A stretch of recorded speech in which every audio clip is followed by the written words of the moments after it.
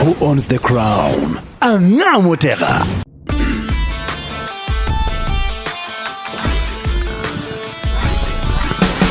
Yes, January Kafoi Kamaiken Committee can work Delight Multimedia Production ki and DJ Silver. Of course, in me recording video mamegi, dano recording videos maduang fula mera wachini kai neno. So, Eddy Wizzy, opere la we mape, la we ma wero we ma fonyo dano. La we mape wake, la we mape jenyi.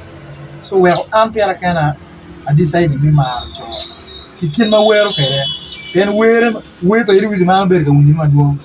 We pa Eddy Wizzy fonti ye maduang. So we na no tell me Eddy Wizzy yo cham. Piana win we Pato be ana win we no. Era no Eddy Wizzy me cham we. I was the Eddy Wizzy me cham. Yo, ngire gitonka bora no Eddy Wizzy ye goya mati deja. Queen amio ke Eddy Wizzy what wani kweli ni tap. Wani kweli ni tap. Wamake wani kweli ni tap. Yo, this is David I think a shilling more this near portal. PATOLOVER boy, and pangi, yang pangi. Ani kake ifeling video. Me maho. Eta chwahi. Pien wera me weru pero me pun. Eddy Wizzy marga wear me loves what? Loves. But PATOLOVER boy wear my duong. Me pun. One fans a PATOLOVER boy. Nino do better tia. Ninda biro me do ma. Ninda biro me do ma bongwen. Anu ngati anda tikara moja district. Teki jo kwera binu ka kwe tap alwi ti hati harwe yu ticha na chwa honga PATOLOVER boy PATOLOVER boy pebet kere woro anu wana di kun aine na beda ti an pangi na ate herni pangi tu kwena ti ye eta na chwa he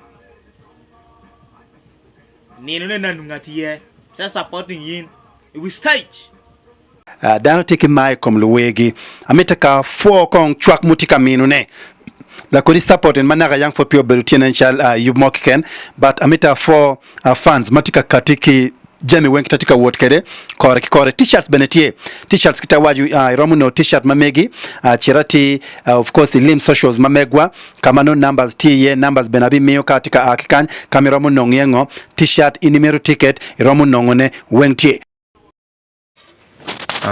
Fan luidwa foyo weng matek amera loke kem lok PATOLOVER boy gen ke Eddy Wizzy lokum we ne gire pubero chalo tele dogbe umer pube tele PM gire dano wai dano be ni pato la we ma di dog be adada kenen pato yabo we chon we ne momu we win pato do lingo we foot pa winyo ento naga we chani watie keden pato foti we mera nyim la we ginen ngat moni ma oluto we ne peling kadi we ne dong tenini ti winye idano raj kono ni ning pato la we ma be dano wachiru ka supporting pato ma be fan lo we diwa Anamaro Pato makonye pe.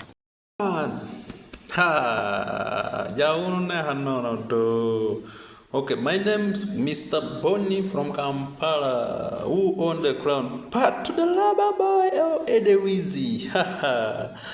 Jia chake mama pele mchalo chukari. Oh, ito kana damu dubu na chali rugali kere kigali. Mogo jambe romo yupe kaya danga chao numari ento kapeo lare chiro bampe yunu bedi adonyo pigwa romo abaho doga don romo alego kichado romo ano don patero. It's time to move on. It's time to move on. It's time to move on. It's time to move on. Yo, Eddy Wizzy can hold that crown, man. Hey, bad man thing is Eddy Wizzy. Yeah, big up to River Crocodile, Mr. His Excellency PATOLOVER boy, our hero. Yeah, man. And Chalo Robinson atio ki chwak matek ma diere da kum Patolove boy. Patolove boy ti la we mo cha we wa chon ma we ne donyi chwinya chalo we lok paroba. Mano nyir ko Bellow bano ko ne chano no atek le ko ena dong no no war ena ye chalo ruote kumeni. Gana ye go lukina paroku. Hey, what you pony gana paroku. Jal guys muno ala tiki lek ma terre da ni kaw cier ku jo chwak muno Patolove boy ma terre da wan jo ke ma beri ker pi ma ti distan ma bo ma no poaron muno o no kama no wakta ke no program ti me yeni bat wa chwalo fo ki gen ma tek ni Patolove boy yen bedo mi no tigi kedo pi muno Eddy Wizzy pian ma ciel vo mi dit per wata ki pi Eddy Wizzy ban meno gina lego me don o cier ki chwak ki gen ku Patolove boy muno ana fo yo. Who owns the crown magali vario kipiara rio we angwen angamo tegai kinjario man PATOLOVER boy gen ki Eddy Wizzy yubman biberi Acholi in indwa bero now yena kong wachitwa nen videos padano magumago yo one love Mr. Eddy Wizzy pangyo keromera chakere anya glone believer boy UG live from Kampala all my support actual about Eddy Wizzy. Eddy Wizzy go ya mati dead. Money, poya wo. Money, na wo. Do boundary bot an kena baby. Choma menyo nung ento magi pepore ki mega. Do boundary bot an kena baby. Choma menyo nung ento magi pepore ki mega. Pange we no mera koga pi Eddy Wizzy. Atina dago man wero we mo. Anyway, pe. But for chawe and talk about Eddy Wizzy. Eddy Wizzy is fun. Mami support about Eddy Wizzy. Pe wa mero ngato mo bet ka ba we one love. Mr. Eddy Wizzy, big up to you. More fire. Yeah man, believer boy UG. Kere kichwe kere ano yomo tunyangan inelo banguluna. Beru chelo komroba penyuta meke bora kere ino beru kichwe kere. La kuluna ni anyaka ine mire ben mega. Ekwana konya peka ine pe ngara. Jalo nano DJ Silva. Abel we. They just upcoming artists, but arangayo ngo mera suzi amar Patolove boy matiba nyeri go lyrics makino mare penny adek Eddy Wizzy but my so is apege tere ye pamera ke tere kin joni amar going back amar Patolove boy matiba now young generation mai bane nyeri go ama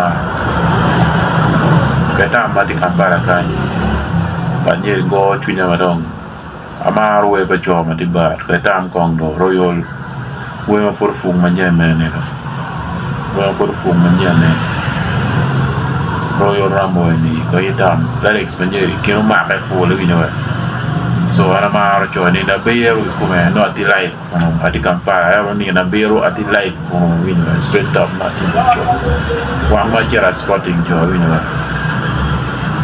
peace. Yako, ipale chinyako, tuarobet kamanu, ya Eddy Wizzy to the wall. So I went my mate to come here, I only another Eddy Wizzy terra.